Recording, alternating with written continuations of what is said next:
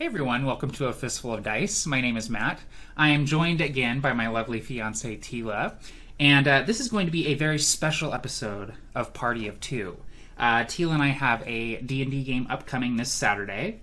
And we have some character concepts in mind for 5th edition. But we haven't rolled these characters up yet, so we thought it would be kind of fun to bring the camera out here and capture the character creation process, and specifically the character creation process when you already have an idea in mind. I feel like it's two very different processes if you're kind of randomly rolling a character or if you're coming up with, you already have a concept when you come to the table. So without further ado, here's another episode of Party of Two.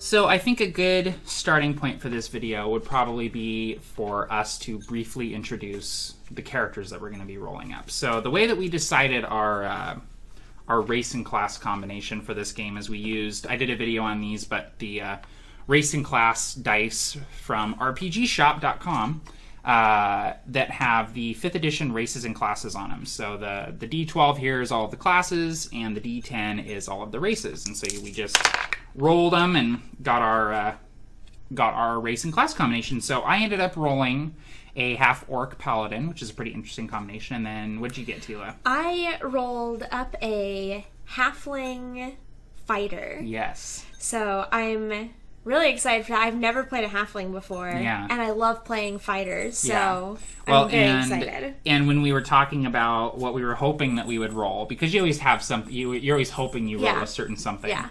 You were like, I just want to play a fighter or like a cleric or something. I'm playing a few different spellcasters right now. Yeah. A druid, a cleric, and a paladin. Yeah. So I'm a little spellcastered out. I'm ready to just hit some stuff. Yeah, which fighters are really good at. Yeah, so I was really hoping for a fighter. Yeah. And in the back of my head, I always hope that I will roll something that I haven't gotten to play before when we're doing random roll things.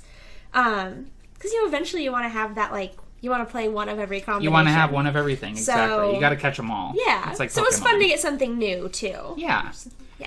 So yeah, I got a half-orc paladin, and I immediately decided that I was going to go with a kind of a strong but stupid character. I think it started with the voice. Yeah. So I decided immediately that I was going to base his voice and his mannerisms off of Mike Tyson, not the ear-biting off convicted rapist Mike Tyson, but Tyson in the ring, how he presents himself in the ring. Yeah.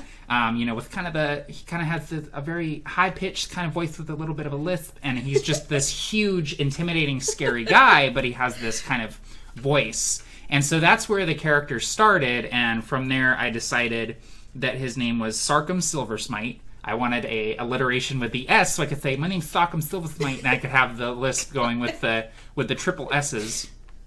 But I decided that he is a former gladiator, so I took the Mike Tyson thing a little bit further and decided that he was a fighter. He was an entertaining fighter, an athlete, and decided that he had turned away from that life and had become a paladin. And then I'm looking up gods of D&D, and I come across Cord from Greyhawk. And Cord is the god of strength and athleticism and courage, and I'm like, oh, that's perfect. And his thing is he's like the god of sports and gladiators and just strong warriors and stuff like that. So from there the character really took shape for me, and I decided that Sarkum was going to be just a total bro with the Mike Tyson voice.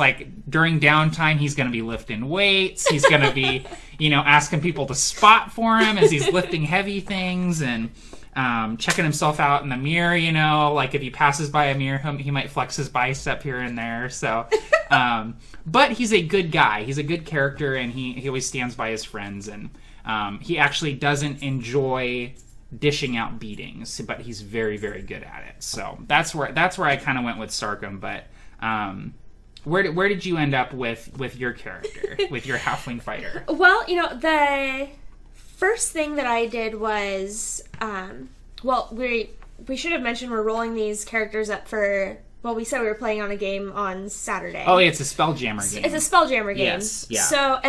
So I knew that, like, race dynamics and things like that are a little bit different in that setting versus a traditional fantasy setting. So I asked the GM, okay, so, like, tell me how do halflings fit into this world that you're creating for us? And so I kind of knew where my character might fit into that world. Yeah. So I found out that halflings, pretty much all of them in this setting, live in this place called the Scrapyard. This just awesome idea that our new DM. Yeah, brand new DM, first time DMing. So. Came up with for us, that Chad came up for us, was this scrapyard that's kind of almost like Mad Max, dystopian scavengers kind of a thing. So everything's like kind of pieced together, and everything's just a little bit like savage and gritty. Mm-hmm. And so I'm like, okay, a halfling in this setting, awesome. Like, and a halfling fighter in this setting, that's just perfect. Because I'm thinking just like short and squat, low center of gravity, just kicking all the buns. Just bun kicker.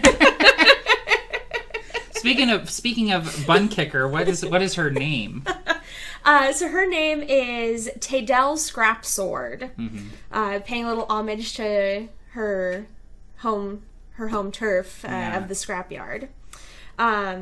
And so then I started thinking, well, it's like, what would some different motivations to be a fighter in a world like this be?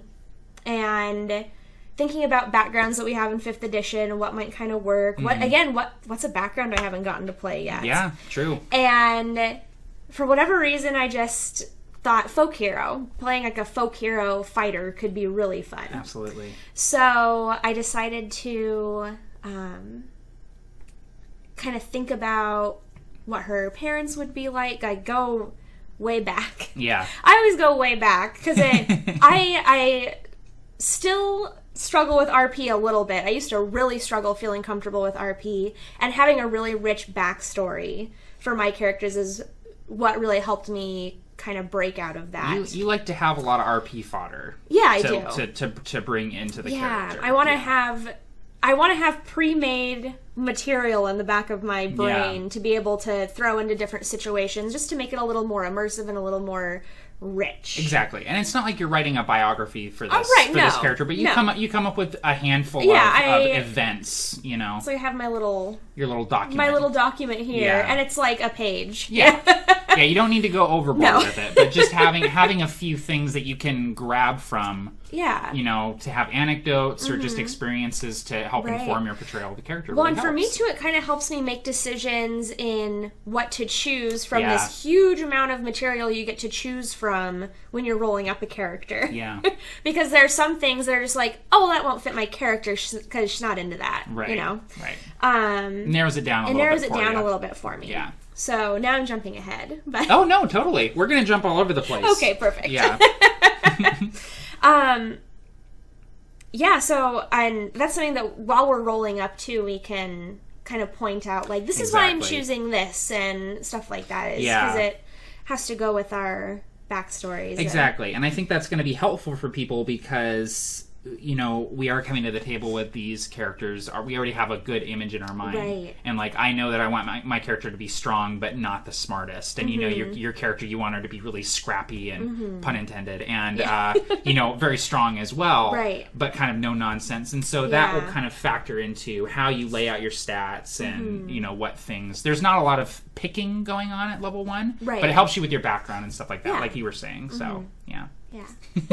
So what did you like? I have Mike Tyson. Yeah. For me, what is you have a little bit of inspiration for Tealah as well. I do. Yeah. One of the things that our GM said he drew inspiration from was Firefly, the Firefly universe, and knowing that these characters that we're coming up with are eventually going to end up being a ship's crew, a Spelljammer crew, and so I was thinking, okay, well, I'm playing kind of this like scrappy fighter character. I'm just gonna make Jane Cobb. So that actually helped me with deciding I wanted to go down the folk hero path too. Yeah. Is I was thinking about there's an episode. If you've seen the show, you'll probably already know what I'm talking about. If you haven't, there's an episode where they find out Jane is like this hero on this backwater moon. Yeah. And because of this sort of like accidental heroic thing that he kind of did. Yeah, he was like an accidental Robin Hood. Yeah, exactly. So like that'd be kind of fun. Like this unsuspecting hero, and really she's an anti-hero because, as I previously stated, she loves to kick the buns. Yeah, but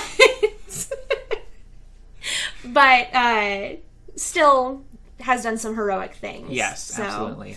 Well, and that has even from there, you're like, okay, so Jane. So I've got a good idea for her personality, right, for her motivations, and you've got a sword that you have a name for because Jane likes to name all of his guns, and so that's a great example of like you can take ideas from that, like what characters do I like from fiction, right, and just grab ideas. And like what makes those characters really good and interesting and fun to watch interact with their world is they have little quirks about them. Yes. And so things like just really liking to get into fights. Yeah. Like, I mean, that's a quirk. It is. And naming your weapons, ridiculous things, and even just sort of the accidental hero. It does help you add little quirks. So. And they're little tidbits that really make your character unique. Yeah, and you can draw them from anywhere. Like, I decided while I was thinking up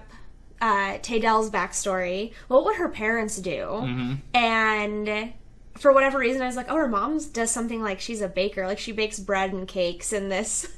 like, in this scrapyard. This Mad Max world. Yeah. She's the baker. Yeah. So I was like, oh, maybe, like, Tealah has, like, a little sweet tooth to her. So it's like, that's one of her weaknesses is she's just like, I'm going to go and spend too much money. She likes the sweets. Yeah. Too much money on sweet food. Yeah. So, and it's just like a silly, goofy thing, but I'm so excited for an excuse to bring that up. Yeah, exactly. Exactly. But, yeah. So, like, anything like that you've come up with other than... So you have the voice. I do have the voice. He's more of a voice person. Yeah, I do the voices. I really do voices. I can't commit to one. Well, I have drawn a lot less from, like, the character of Mike Tyson, because Mike Tyson is a character. Well, yeah. He's not a real person. Yeah. But I've drawn less from him for the character backstory. I've more looked at, like I'm going to kind of play him as, like, a gentle giant, almost. Okay. Where he is capable of great violence, right, and he has killed lots of people, but it was all kind of... Because the basic backstory is he was raised to be a gladiator. It's almost like a Conan the Barbarian type situation, the movie, where, they take him as a kid and they train him, they make him big and strong and then train him to be a gladiator or whatever. So, but he isn't really like that. Like, there was a time when he liked it, but he's kind of grown up past it and realized that it's not, right. He had to hurt a lot of people that he cared about and stuff, people that he trained with and people that he fought alongside of in the arena. So, he's going to be one of those people that he will take steps to try and stop a fight from happening. Like, if someone is going to pick a fight with him, he's going to say, you better walk away right now. He's going to try and stop the fight. Yeah. What was it I said? I was like, this is your last chance to walk away, because if you don't do it right now, you're not going to walk away at all. Just like basically saying, like, if I'm giving you a chance to not fight me. I don't want to fight you, but I will if I have to. Yeah. So, kind of drawing from, like, various characters in fiction that are big and strong and capable of just horrendous devastation, right, but who choose to limit themselves and who choose to control that. So, to all those Bruce Banners out there. Yeah, exactly. So, and of course he has orc blood, so he's capable of great rage. He has this sort of innate sort of anger within him that he tries to control as well. So I think he's gonna be an interesting character. Yeah. So I think both characters are gonna be very interesting and also fun to play with each other. We've got a lot of stuff in commmen. We're also very different, so it'd be fun to see the dynamic between our two characters, I think. Yeah, it's gonna be really interesting. Yeah. So, but we've got we've each got a player's handbook here. It's good, it's good for you to have multiple players' handbooks around the table. Back in the day, it was kind of required everybody had a player's handbook. You brought this to the table. This was that makes sense. It makes sense. It's a player's handbook. This is, if you're going to play D&D, this is the one book you need. And I feel like, this is your spell book. It's got all the spells in there. If you need to look something up for, I don't know, how to grapple, I'm going to look up how to grapple in between turns, you know? I know now, exactly.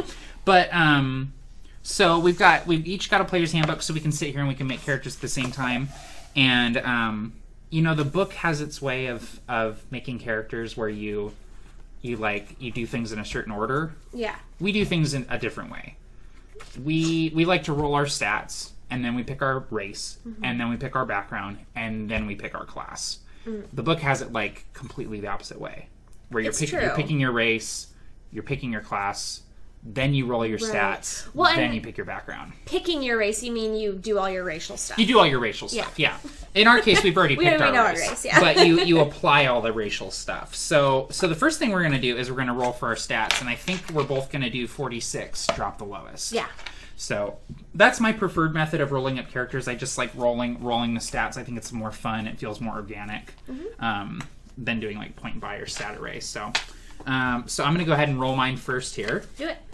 These are my bone dice that I use to roll up characters. So, okay, off to not a great start. It could be worse. Okay, so 10. That's not bad.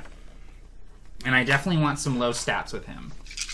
I want his intelligence to not be super high. Okay, that's a really good stat. I want his strength to be insane, though. Oh, yeah. So that's a 16. So that might be his strength, especially since I believe orcs get a bonus to strength. I don't know off the top of my head. There's an 11. So far, pretty damn good. Yeah. Oh, there we go. So that's going to be a 9. Thank you. So that might be his intelligence. Yeah. I want him to have high charisma, too, because he's a gladiator. He knows how to work the crowd. Yeah. So 13. One more. Oh, shoot. We got ourselves a 17. That's going to be my strength. So right now I'm thinking 17 for strength, 16 for charisma. Yeah. So, all right. Now it is time to roll Teala''s stats. All right.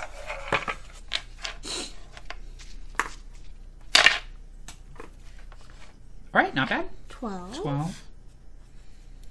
So I'm looking for her to be strong. I'm not so much worried about the charisma as I am... Maybe the Constitution. I haven't decided what my next one is going to be. Yeah. So 16. 16. Nice. 15. Oh damn! You're rolling hot tonight. I always roll excellent stats. Whatever. It's the truth. Yeah, it's true. 12. Thank you. You're welcome. Nothing below 10 so far. Wait, I always have to count 10 times. There's 6.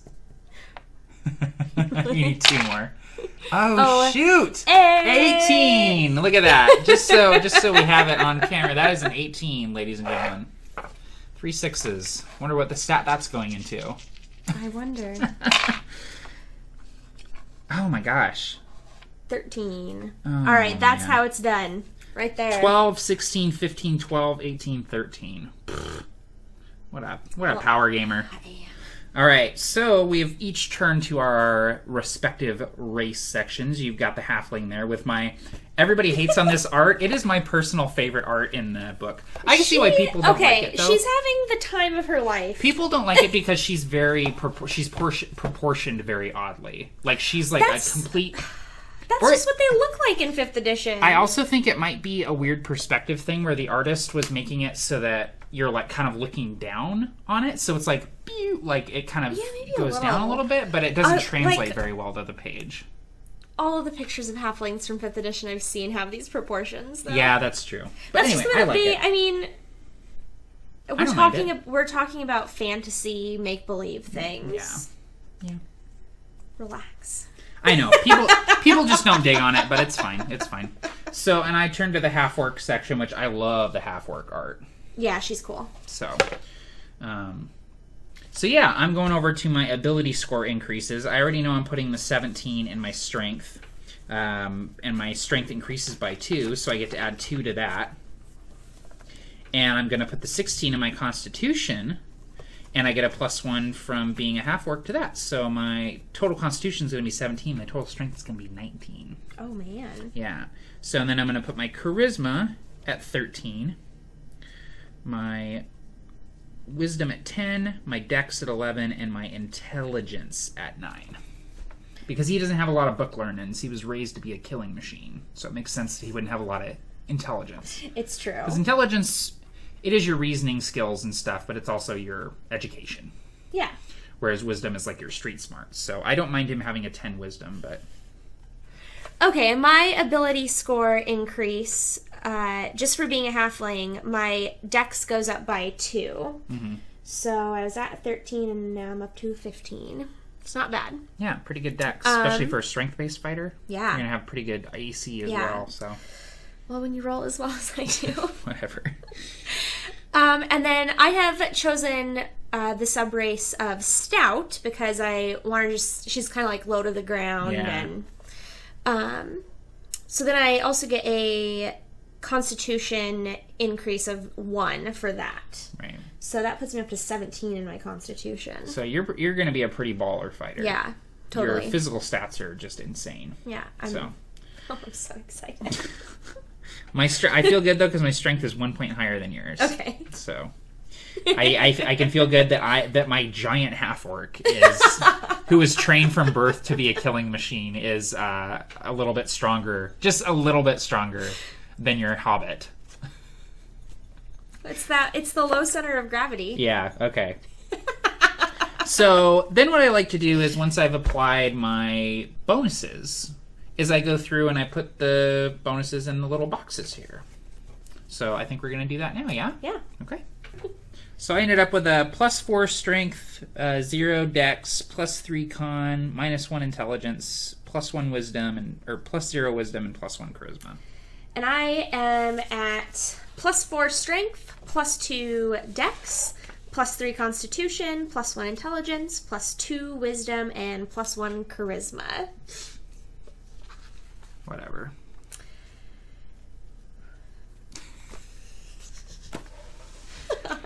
Alright, so now we're going to go through the rest of this racial stuff and we're going to apply it to our character. Yep.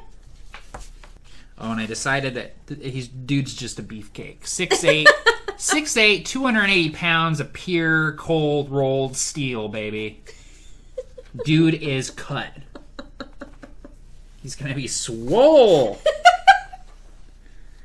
Making them gains at the gym. Carries... You know how big he is? He carries his bench press with him on his back. So I get dark vision. You don't. No, but... Your ass can't see in the dark. I am lucky. You are. And when I roll a 1 on an attack roll, you get to... It's not just an attack roll. Oh. Attack roll, ability check, or saving throw. I can re-roll. Anything. It's literally any roll of a d20 you get to re-roll if you roll a 1. Some damage. You're not rolling damage on a d20? What game are you playing? It doesn't say... Bro, I said any roll of a d20. What weapon are you using? You're rolling d20 damage. Where can I get one? For some of this stuff, because I am relatively still a noob, at least in comparison to Matt Click. Not everyone can be Matt Click. I write down like things like the lucky where I get to re-roll 1s on a bunch of different stuff. Like I might not remember what all that counts for, so I'll write lucky and put a little star by it, and then in parentheses, or I'll put like re-roll 1s, and then in parentheses, page number 28. Exactly. Because I can be like, oh wait, what exactly was the rule on that? And I can find it really fast. Yeah, that's a really good way of getting away from writing everything on your character sheet, like word for word out of the book. You just write a little shorthand, and then if you need clarification, you can always go to the page. So that's all I get as a half-orc. I just get the dark vision, the menacing, relentless endurance, savage attacks. So pretty cool stuff that lends itself to my character. Like being a paladin, getting that savage attack, getting relentless endurance, stuff like that. It really helps. So yeah, the halfling stuff actually works really well for my character too. Yeah. Lucky Mm-hmm. So, I mean, she gets to reroll a bunch of ones on d20s. So that's nice. Get better attacks.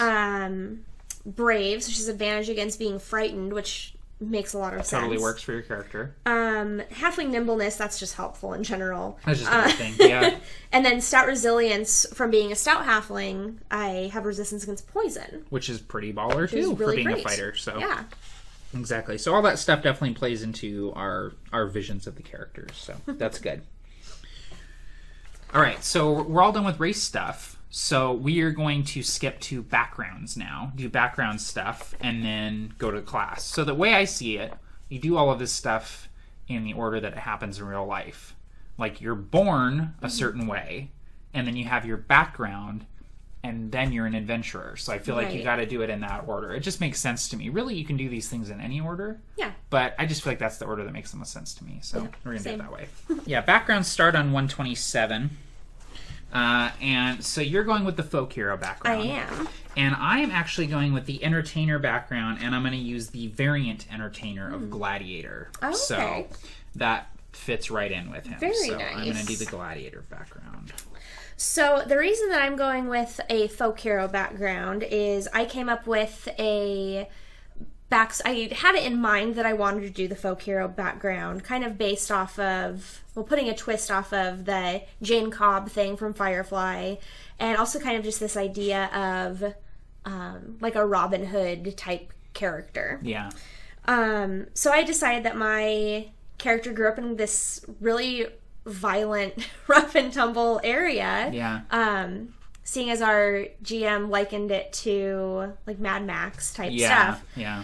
And I thought, okay, well, so she grew up tough. Like, she grew up somewhere where you had to be able to defend yourself. So she grew up on the street fighting and protecting herself and probably, helping protect her family and their home. Yeah. And just for whatever reason, she got really good at it. Just really took to it and could kind of start getting a reputation to be able just to end fights. Like, if there's a fight and she gets involved, it's done. It's over. Kind of a thing. Yeah. And so then one day she gets involved with, I figure there's probably kind of like organized crime happening. Oh, yeah, absolutely. In this type of a setting. Yeah. So I was like, well, so there's probably these people that maybe aren't necessarily like mobsters, but it's this gang of hooligans that go and steal things from old people and take kids' lunch money. Just real jerks. Real, you know? I try not to swear very often on this channel, but they're just real buttholes. These guys, they're real buttholes. So how did Tato deal with these buttholes? So she laid the smackdown on these jabronis. Yeah. She kicked them. She kicked them right in their right buns. In the buns. Right in the buns. No, so she ends up just taking down kind of the leader of this gang of hooligans. And that just sort of seals her. On the side, she got a scar. Yeah. And took the guy's sword and was like, ah. Yeah. So all of that stuff exists on your character. All of that. So all of it's part of her physical description too. Yeah. Anyway, so word gets around. She's taken down this butthole. These buttholes. These jabronis. Yep. These dirty jabronis. From stealing from weaker people. Yeah.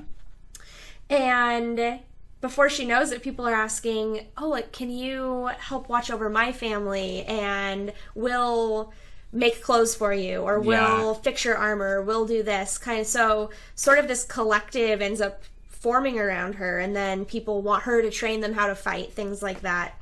And it's all happening in just this little neighborhood in a junkyard. Yeah, like a massive junkyard huge desert. Junkyard. Yeah.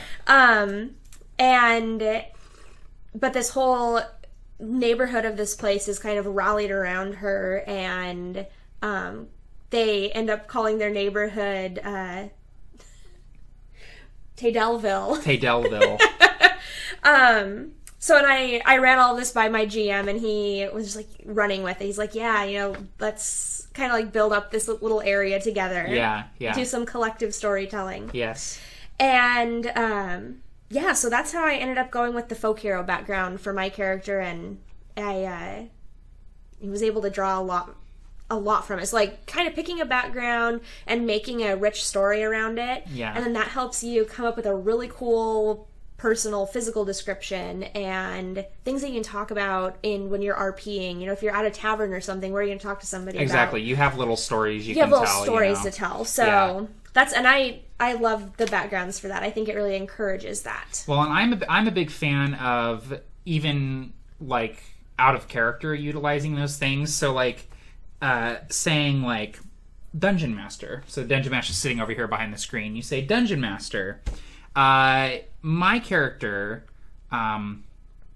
like once took down this gang in the scrapyard. The what are they called? The Jackals? The Jackals, yeah. Was responsible for taking down the Jackals. So I've got a little bit of experience with underworld dealings. Is there a way I can utilize that to help us in this situation? Mm-hmm. So you can kind of bring that forward. Right. Almost like aspects in Fate, where you can use this stuff in your background to give yourself in-game benefits. And most good DMs will say like, oh yeah, that's cool. Like you can, like I would say like, give me like an intelligence roll at advantage since you have experience with it and you're utilizing your background. So even out of character, you can use that kind of stuff, which I think is good. Yeah.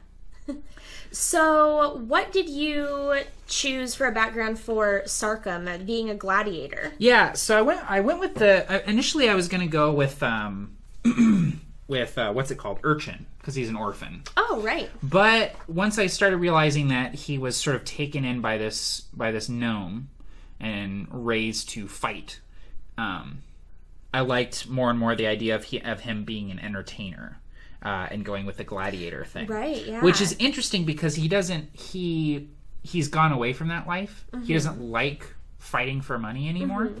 But one of the features that I have, the by popular demand feature that the entertainers get, I can use that to try and find a venue to perform feats of strength in combat. That's awesome. So I think I might talk with Chad, our dungeon master, if I need to use that and be like, listen, I don't want to fight anyone for money, but is there a place I could like go and be like, watch the strong man lift a table full of people, you know, and be like, rah, and get some gold that way. Right. And I think that would totally, like, I think he would let me do that. Yeah. Because this says you could find, like, a gladiatorial arena or, like, a secret, like, pit fight club. Mm-hmm. Like I could go find a fight club. Right. But I don't necessarily want to do that. So I think I could, these There's suggestions. Exactly. They're guidelines. Exactly.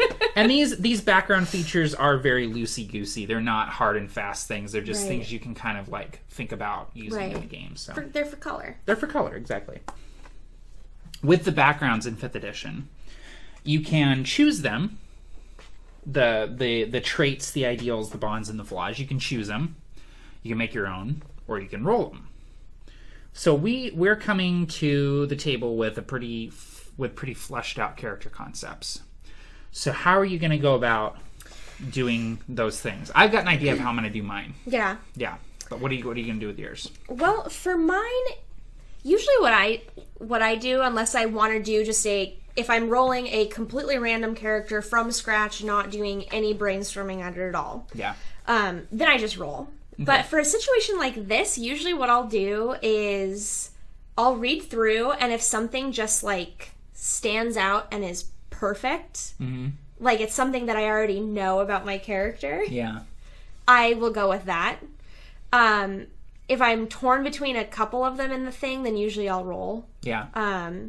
Or if all of them sound kind of good and I roll one and I'm like, oh no, it just doesn't work for whatever reason, you'll roll again. I'll roll again. Yeah, absolutely. So because I usually, what has happened for me in the past is I get to this section and most of it I'll already just kind of know, be able to pick one will be perfect. Mm-hmm. But some of them maybe I haven't thought about yet. Yeah. And it'll like add a whole nother section to my character. Absolutely. So it's kind of fun. Yeah. I actually haven't thought about a few of these things for her yet, like flaws or any of that. Right. So yeah. I am excited to see what happens. Yeah, mine is going to be interesting because I'm reading through the entertainer stuff, and I'm not seeing a whole lot that fits in with him. So I think what I'm going to end up doing is I'm I've got in the habit of like picking some and just rewording them. Oh, like yeah, one of them I'll do says that too. like my instrument is my most treasured possession. I'll just be like my axe is my most treasured possession. Right. You know, it's really easy to reword it. Or, you know, what I've done in the past is like I'll be like, well, is there something like in the soldier background that works a little better? Oh. And I'll even grab something like a couple traits from another background. Oh, you really cheat. I mix and match. I get a little potpourri going. Because honestly, like the Outlander stuff would work, the Urchin stuff, the soldier stuff for him. So don't be afraid to, even after you pick your background, write your own. Well, grab some from other sources. But now let me ask you this. Yeah. So you pick and choose which attributes you want. Do you pick and choose your proficiencies and stuff then too? No. I take all the mechanical stuff. I just want to know how much you've been cheating. How much I've been cheating? How much you've been cheating at D&D. No. All the time, constantly. No, I take all the stuff up here. I take. Yeah. All the feature and the proficiencies and the equipment. I take that stuff. That's but the traits and the ideals, the bonds, the flaws, I might grab those from another background. Right. So yeah. Okay, so we have finished picking, rolling, writing our background stuff. So we'll start with Tealah, Scrap Sword. What did you end up picking for your stuff? All right, well, the first thing on the folk hero background list here is the defining event. Right. And I already kind of know what Tealah's defining event is. She stood up to the gang that was stealing from people. Those buttholes. The buttholes. Yeah. Those jabronis.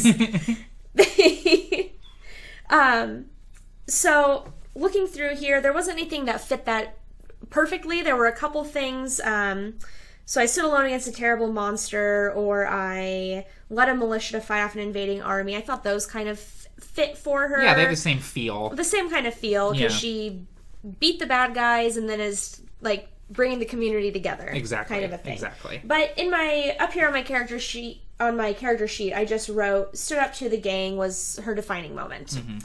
Mm-hmm. So the next thing here was personality trait. And I read through here and I liked all of them, so I went ahead and rolled a d8. And what I got for her personality trait is that she's confident and she instills confidence in others. Totally which works. Is something that kind of gives me an idea of how she's going to work in RP when they're coming up with a plan, when they're getting ready for combat, things like that. You're gonna be a yes man a little bit. Yeah, exactly. So I'd be like, all right, team, we can do it. Yeah, hands in, everybody. Yeah, exactly. Yeah. Cool. The next thing is the ideal. Again, I rolled for this one. Mm-hmm. And I rolled respect. People deserve to be treated with dignity and respect. So I think that'll be totally a works fun with one, your character. Kind of a fun thing to RP with too. Totally. For my bond, I actually rolled on all of mine today. You did. Awesome. So for my bond, I ended up getting that her tools that she carries with her are symbols of her past life, and she carries them with her so that she can never forget her roots. Right. So, because with this background, you get a set of artisan tools, and you're proficient with them. So I have her with a set of blacksmith tools, of smithing tools, because her father was a smith back in the scrapyard. Yeah. And her people like cobble together these different weapons and armor and things like that. Yeah, so everything's very patchwork. And so she has these tools with her, and those are kind of her link back home. Yeah. And for her flaw, which is something I had not thought about at all, so I was excited to see what I got. I got the tyrant who rules my land will stop at nothing to see me killed. So I wrote down that a tyrant, some type of a tyrannical fellow. Yeah, maybe or lady. Maybe the leader of the buttholes. Maybe killed the leader, the new leader of the buttholes. The new leader of the buttholes, or maybe buttholes 2.0. Yeah, or maybe the overarching leader of a lot of buttholes. and you killed this particular butthole, and he doesn't like that. Maybe it's his brother or his dad or something. Something like that. Yeah. So I said that a tyrant from the scrapyard wants me dead. Yeah. So which is something I'm actually, when we're done filming this, I'm going to message our GM, message Chad. And let him know. Because that's a cool thing. That's a cool little plot hook that he can utilize. So. Yeah. Awesome. Good stuff. What did you get? So I was all over the place. Oh. Okay, so for personality traits, I picked 2. I like to pick 2 personality traits. You got your defining event and a personality trait. So I picked one from the entertainer traits. Okay. I picked nobody stays angry at me for long since I can diffuse tension. So I like that because he's got a fairly high charisma, and he's like a fairly likable guy. Right. And he is good at diffusing fights. And then I picked one from the soldier background. Okay. I can stare down a hellhound without flinching. Yeah, that's perfect. So I'm picturing like Mike Tyson when he was in the ring. Before the fight used to happen, he used to just stand there and just stare at the person. And if they moved, he wouldn't turn his head, he would just move his eyes and watch them. And that's what I'm going for with that. And then for my ideal, I picked something from Acolyte because he's a paladin. So I picked Faith. If I work hard and trust in my deity, things will work out. So I feel like that is, he's new to the world. He's been basically a slave for most of his life, and all he knows is Cord, this god.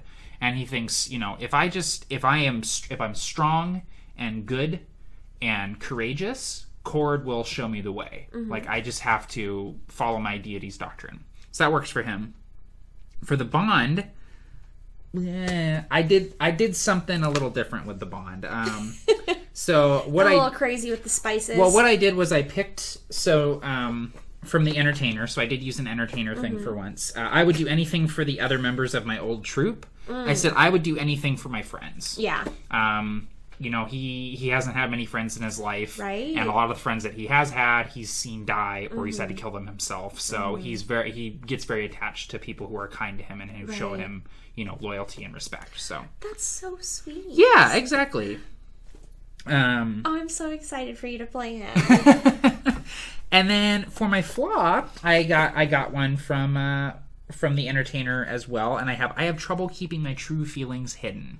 Oh, which totally works for him too, because he's going to have a little bit of trouble controlling his anger and his he's not going to be the most socially mannered, so he might have a little bit of a sharp tongue, I think, and will say some things that might get him into trouble. So that's what I picked for him, and it just goes to show you can flip around and pick some stuff and not lose the heart of your background. So I still have the gladiator, the entertainer background, but I got a little fancy with the spices. You did. I threw some stuff in there that you weren't expecting. You did. I got a little fusion going on here. So now we've done our backgrounds, so all we have left to do is our class and finishing touches, making sure we have our equipment and our attacks all figured out and our hit points and stuff like that. So we're going to go ahead and flip to the classes and do that now. All right, so we're on our classes page. I'm at the Paladin on page 83. I'm at the Fighter on page 70. So the first thing I like to do is I grab my proficiency bonus, because that's the first thing on the page, which is for all level 1s is going to be +2. So I go ahead and put that in the proficiency bonus, and that's going to apply to my saving throws and skills that I am proficient in. So it's going to give me a +2 on top of my normal ability modifier, so that's pretty handy. And then from there, we go and we do our hit points, our proficiencies, and our equipment, and then we get our class features. So let's go ahead and do that. So I got 13 hit points because I got a D10 maximum plus my constitution, so I ended up with 13 hit points. And I'm proficient in all armor and shields, simple and martial weapons. I got wisdom and charisma saving throws, and for my skills, I chose athletics and persuasion. What'd you end up with? Well, I ended up also with 13 hit points. Oh. Because for some reason, my hobbit and his half-orc have similar everything. I have similar physical abilities. Yep. I got proficiency in all armor and shields, simple weapons and martial weapons, saving throws in strength and constitution, And I chose for my skills perception and intimidation. So I think that she's probably pretty good at reading what's going on. Yeah. And very good at intimidating. Absolutely. Awesome. All right, so now we get our class features. I, as a paladin, I just get two things. I get Divine Sense and I get my Lay on Hands ability. Oh, okay. I don't get any spell casting at level 1. At level 2, I unlock some cantrips. But fighters get Fighting Style and I think Second Wind at first level, right? Yep. So that's pretty awesome. What fighting style are you going to go with? Fighting Style? I hadn't thought about it yet. Well, you're going to have to think about it. So I chose the Great Weapon Fighting Style because part of her backstory, she got this sword from this guy that this jabroni she killed. And it's a long sword. It looks like a great sword when she holds it, but it's a long sword. She's going to be using 2 hands on it. So with Great Weapon Fighting, when I roll a 1 or a 2 on a damage die, when I am attacking with a 2-handed melee weapon, I get to re-roll the damage die. Yeah. And then I have to take the result even if it's a 1 or a 2, but it gives you a second chance at rolling more damage. Shot, so it's ridiculous. Yeah, so I'm going to do the Great Weapon Fighting for my fighting style, and then I also get Second Wind at first level as a fighter. So with Second Wind, once a day I can use a bonus action to regain HP equal to a D10 plus my fighter level. So for level 1, I can get 11 HP back, which, I mean, I only have 13, so that's almost all my HP. Yeah, if you roll a 10 on the die, so you have to roll for it. Oh, you have to roll for it? Yeah. Oh, I didn't know that. Yeah. I just browsed this. You're just like, I get 11 hit points. Yeah, you roll the D10, you add your fighter level to it. That's how many hit points you get back. So it's still pretty good. It's still good. It's better than a healing potion. It's true, yeah. So. And I get Divine Sense and Lay on Hands as a level 1 paladin. So Divine Sense allows me to, twice a day, I can sense celestial, fiendish, or undead beings within 60 feet of me. So that's pretty cool. And then my Lay on Hands ability allows me to... so for me, my paladin level times 5, so I have a pool of 5 hit points with which I can restore people's hit points with an action. And I can also use 5 of those hit points, so in that case all of them, to cure somebody of a disease or a poison. So that is a very versatile, useful thing, I think. So we finished filling out all of our skills and our saving throws, our AC, our attacks with our weapons, things like that. And now we're going to do one of my favorite things in 5th edition. We're going to roll for our trinket. So we grab a percentile die. That's a D10 with a D percentile.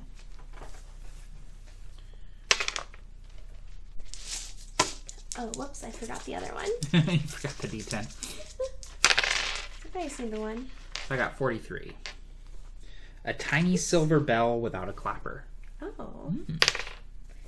I got 90. I didn't even need that other D10. Oh, that's cool. Oh, interesting. An ancient arrow of elven design. Wonder how that ended up in the scrapyard. any number of ways. See, I'm thinking maybe the bell was something from my gnomish mentor / fight manager. Oh, interesting.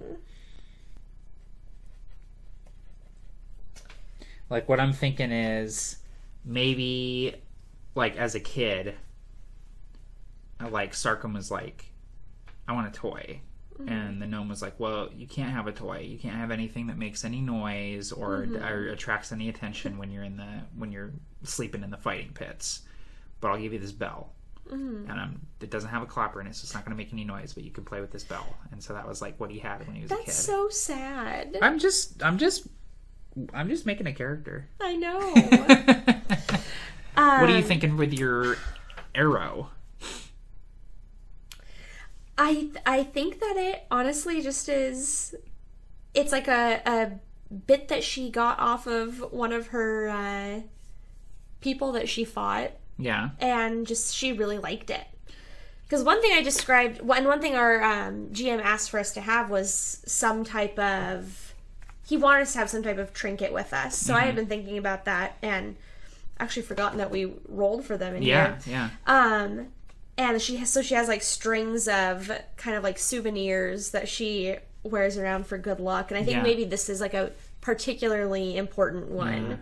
This elven part of an elven arrow. I would think that like something elven would be like probably the prettiest thing she's ever seen. Yeah. Like it's, so it's like she wears it like around her neck. Yeah. It's like a nice necklace. I like it. Because she's used to seeing like rusted old metal and stuff like that. And then one day she finds this arrow and she's like, I've never seen anything like this. I wonder if there's other stuff like that out there, like beyond the scrapyard. Yeah. I like it. Cool. Well, we have got 2 ready-to-go characters here for our game on Saturday. I'm pretty pumped about my character. I think he's going to be a lot of fun to play. Yeah, me too. And I'm really excited to interact with your character as well. So, but I hope you guys enjoyed this video and got at least a little bit of use out of it. I think it was at least entertaining watching us come up with these characters. So. We'll definitely do some more videos like this in the future, and I think we're going to be filming part 2 of our favorite RPGs here soon as well. We kind of left that one hanging on a little bit of a cliffhanger. So, but anyway, thanks to Tealah for again joining me for another video. Well, thank you, Matt Click. Mr. of Dice. You're welcome. Soon to be Mrs. of Dice. And we will catch you guys next time. Take care and happy gaming all.